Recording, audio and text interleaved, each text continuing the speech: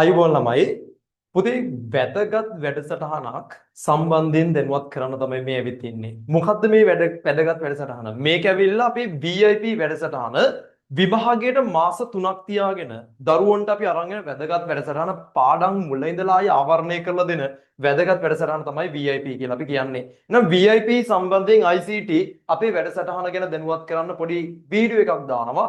අනිවාර්යෙන් ඔයා ඉවර වෙනකම් මේක බලන්න. බලලා ඔයාලට වැදගත් කියලා හිතෙනවා නම් ඔයාගේ යාළුවටත් මේක අනිවාර්යෙන් ෂෙයා කරන්න. පුතේ මේකෙන් කියවෙන්නේ අපි දැන් මේ වෙද්දී පන්ති ආරම්භ කරලා අපේ ළමයිට මෙරුට පාඩම් මුල ඉඳලා ආවරණය කරලා දෙමින් යනවා. හරිද? මාස කිහිපයක් තුළ සම්පූර්ණයෙන් පාඩම් ආවරණය කරලා දෙනවා. එතකොට මේ වෙනකොට ඔයාලා දින ගැටලුවක් තමයි කොහොමද මේ පාඩම් වලින් ප්‍රශ්නෙට උත්තර ලියාගන්නේ? පේපරයක් කරගන්නේ කොහොමද? පේපර්ස් එහෙම කරනකොට එන ගැටලු වලට කොහොමද අපි උත්තරයක් හොයාගන්නේ? එහෙනම් අන්නේ සම්බන්ධයෙන් දැනුවත් කරන වැඩසටහනක් තමයි පුතේ VIP කියලා කියන්නේ. මේකෙදි පේපර්ස් වලට විතරක් ප්‍රමුඛත්වය දෙන්නේ. ආයි පාරක් පාඩම් ටිකක් මතක් කරනවා. හැමදාම ඔයා පාඩම් කරන්නේ හැමදාම කරන්නේ පළවෙනි පාඩම දෙවෙනි පාඩම. ඔය මුලින් එන පාඩම් ටික විතරනේ පුතේ. ඔය ටික විතරක් හැමදාම පාඩම් කළා. ඔය ටික විතරක් හැමදාම කරා කියලා වැදගත් අර අමාරු පාඩම් වලට අත තියන්නේ නැද්ද? ඒ පාඩම් ගැන බලන්නත් බයයි සමහර ළමයි. ඉතින් ඒ පාඩම් සම්බන්ධයෙන් අවබෝධයක් නැතිව විභාගෙට ගිහිල්ලා හොඳ රිසල්ට් එකක් ගන්න බෑ. අපි මේ විභාගෙන් බලාපොරොත්තු වෙන්නේ සාමාන්‍ය නිකන් මේ C එකක් S එකක් දාගන්න නෙවෙයි. C එකක් S එකක් දාගන්න නෝට් ටික නිකන් තනියම බලලා ගේමක් ගහගන්න පුළුවන් නේ බා. C එක S එක කරන් තනියෙන් වුණත් විභාගෙ කොට දාගන්න පුළුවන්. හරිද? C එකක් S එකක් ගන්න නම්. හැබැයි අපි මේකෙන් බලාපොරොත්තු වෙන්නේ හොඳ A අකුරක්. නැත්තම් හොඳ B එකක් අපි දාගන්න හොඳ කැම්පස් යන පුළුවන් හොඳ රෑන්ක් එකක් කැම්පස් යන පුළුවන් රිසල්ට් එකක් දාගන්න. ඊට කලින් අවුරුදු අපේ ළමයි මේ වැඩසටහනට සම්බන්ධ වෙලා අපි දාන්නම් යාළගේ වැඩසටහන කොහොමද ප්‍රතිඵල කොහොමද යාළ අපිත් එක්ක සම්බන්ධ වෙලා මොන විදිහටද වැඩ කරේ කියලා. ඉතින් අන්නේ වැඩ කරපු විදිහට ඔයාටත් ලකුණු 80කට වැඩි 90කට ඉහළින් හොඳ එකක් දාගන්න වැඩසටහන තමයි පුතේ VIP කියලා කියන්නේ. මේකෙදි සාමාන්‍යයෙන් අපි වැඩ කරන්න ඕන මුල ඉඳලා පේපර්ස් ටික ගත්තොත් එහෙම හැම පාඩමක් අවසානයේම හැම පාඩමකම යුනිට් එක්සෑම් අපි තියන්න ඕන. ඒ වගේම මේ පේපර් සාකච්ඡා කරන්න ඕන. ඉතින් අන්නේ වැඩසටහන මේ වැඩසටහන තුල පේපර් ඩිස්කෂන් එක හරිද? A to Z අපි හැම පාඩමකම අපි VIP වැඩසටහන තුල හැම පාඩමකට අදාළව ඔයාලට පේපර්ස් එවනවා. ඒ පේපර් සාකච්ඡා කරනවා. ඒ විතරක් නෙවෙයි අපි අර අමාරු කියපු Python පාඩම, database පාඩම් නේද? HTML වල ඔයගොල්ලෝ මගේ live classes නැත්නම් ඔය අපි ඔයාලට දීපු HTML ඒ වගේම Python classes වල සම්බන්ධ වෙච්ච ළමයි networking එහෙම ගොඩක් අය අමාරුයි කිව්වා. අපේ class එකට ආපු ළමයි අපි බැලුවේ නැත්නම් අපේ රෙකෝඩින් එකක් බලන්න තාම තියෙනවා අපේ channel එකේ. හරිද? ඒ අමාරු කියපු පාඩම් අපි කොහොමද ළමයිට ගොඩ දාලා දුන්නේ? ඉතින් අන්න ඒ වගේ වැදගත් විදිහට ළමයිට තේරුම් ගන්න පුළුවන් වෙන හැම පාඩමක්ම ආයි පාරක් රිවිෂන් එකක් විදිහට මතක් කරලා දෙනවා. මේ නිකන් එහෙම මෙහෙම නෙවෙයි වැදගත්ම අවශ්‍ය හැම කොටසක්ම අපි කියලා දෙනවා. ඉතින් අන්නේ ගොඩ දාන වැඩසටහන සම්බන්ධයෙන් තමයි පුතේ මේ VIP එක තුල අපි කතා කරන්නේ. එතකොට මේකෙදි ඔයා ගොඩක් වෙලාවට කල්පනා කරනවා පේපර් එකක් ලියන්නේ කොහොමද හරි වෙලාවකට. අපි ටයිමින් වලට පේපර් එකක් ලියන්නේ කොහොමද? දැන් ගොඩක් ළමයි පේපර් එකක් හරි වෙලාවට ලියන්නේ නැතුව ඔහේ පළවෙනි එක්සෑම් එක විභාගයේ A level විභාගය කියලා තමයි ලියන්නේ ටයිමින් වලට. එහෙම පේපර්ස් ලියලා හරියන්නේ නැහැ. එතනට ගියාට පස්සේ ඔයාලට හරියටම තේරෙන්නේ නැහැ කොහොමද ටයිම් එක මැනේජ් කරගන්නේ කියලා. නම් අපි මේකෙදි ඔයාලට නිවැරදිව වෙලාව දීලා ඔයා ඒක තුලදී කොහොමද පේපර් එකක් කරන්නේ? හරිද? MCQ නම් කොහොමද? රචන එක කොහොමද? ස්ට්‍රක්චර් එක කොහොමද? ඔය විදිහට පේපර්ස් කරන්නේ කොහොමද? අන්නේ හැම දෙයක් ගැනම අපි අවධානය යොමු කරන ඔයාගේ මේ ක්ලාස් එක ඇතුළේදී. හරිද? එහෙනම් live ඔයාට අපි ඔයාව ගයිඩ් කරනවා කොහොමද පේපර් එක කරන්න ඕන. අපි බලන ඔයා හරියට වෙලාවට පේපර් ඉවර කරනවද?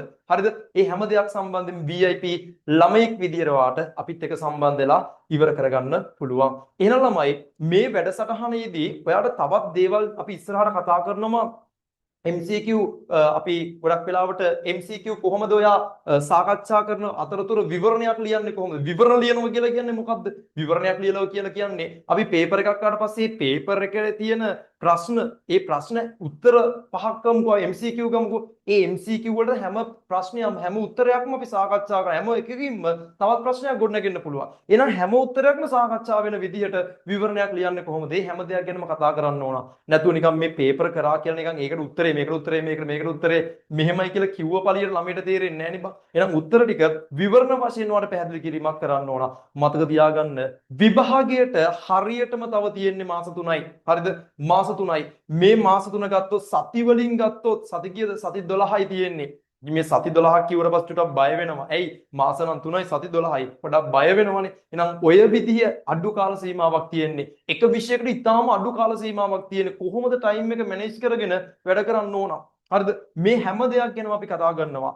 ඉතින් පුතේ ඔයාට ඒ විදිහට වැඩ කරන්න අවශ්‍ය ප්ලෑන් එකක් දෙන්නම්. ඉතින් මේ පොඩි පාඩම් ටික විතරක් අල්ලගන්න නැතුව අපි අවශ්‍ය ලොකු පාඩම් වලටත් බර දාලා බලමු. කොහොමද ඒ ටික ගොඩ දාගන්නේ කියලා. සමහරවල් මේ විදිහේ SQL එකක් SQL කෝඩ් එකක් ලියන්න නැති උන් එදි පන්තියේ. හරිද?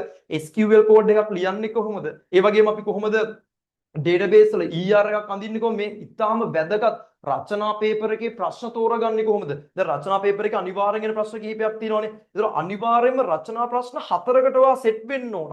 ඉතින් තාමත් මේ වෙද්දී රචනා ප්‍රශ්න 4කටවත් සෙට් වෙච්ච නමයිනේ දන්නේවත් නැහැ රචනාවකට එන්නේ මේවද කියලා. ඉතින් අන්න පළවෙනි ප්‍රශ්නේ ලොජික් ගේට් නෙට්වර්ක් අපි ওই විදිහට ප්‍රශ්න 4කට වාව සෙට් කරනවා. හරිද? ප්‍රශ්න 4ක් නෙවෙයි ප්‍රශ්න 5ක් අනිවාර්යෙන් ඊටත් වැඩි ප්‍රමාණයක් වා සෙට් වෙලා යන්නේ. ඔයාලට කැමති එකක් තෝරගන්න. ඒ මට්ටමක් රචනා පේපර් එකේ ගොඩ දාලා දෙනවා. ස්ට්‍රක්චර් එක කොහොමද කරන්නේ? ස්ට්‍රක්චර් එක සම්බන්ධයෙන් හැම අවධානය යොමු කළ හැම දෙයක්ම කොහොමද ස්ට්‍රක්චර් ගොඩ දාගන්නේ කියලා අපි කියලා දෙනවා. ඉතින් පුතේ මේ දේවල් බං නිකම්ම ඔයාට පැහැදිලි කරනට වඩා අපි වැඩ කරපු වැඩසටහන කොහොමද කියලා අපේ මීට කලින් අවුරුදු ළමයිගේ කමෙන්ට්ස් කොහොමද කියලා අපේ channel වලින් බලන්න. හරිද?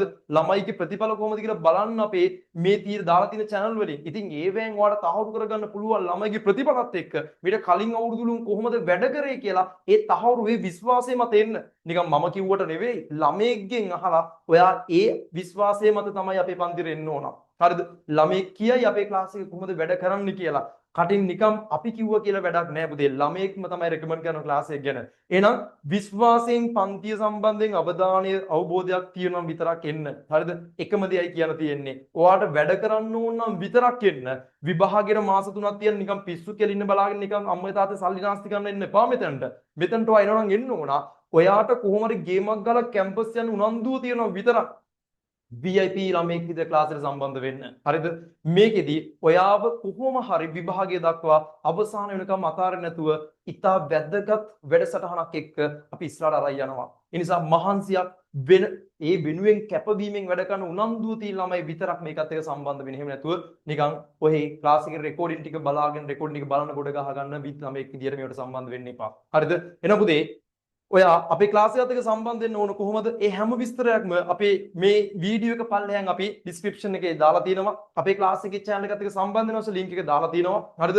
ඔයාලට ඊට වඩා අමතර මොනවද විස්තර දෙන අපේ ක්ලාස් එකේ numbers අපි දාලා තියෙනවා. එහෙනම් එන්න අපි එකතු වෙලා වැඩ කරමු. අනිවාර්යෙන් හොඳ ප්‍රතිඵලයක් වෙනුවෙන් අපි මහන්සිලා වැඩ කරමු. මේ මතක තියාගන්න තව මාස 3කින් ඔයා විභාගයට මුහුණ දෙනවා. ඒ විභාගයට මුහුණ දෙන්න ඕන වැඩ ඒ වගේම දක්ෂයෙක් විදිහට නිකන් පරාජිතයෙක් විදිහට විභාගයට ගිහිල්ලා ඔයා එතනදී පසුතැවෙන්න වෙන්න එපා.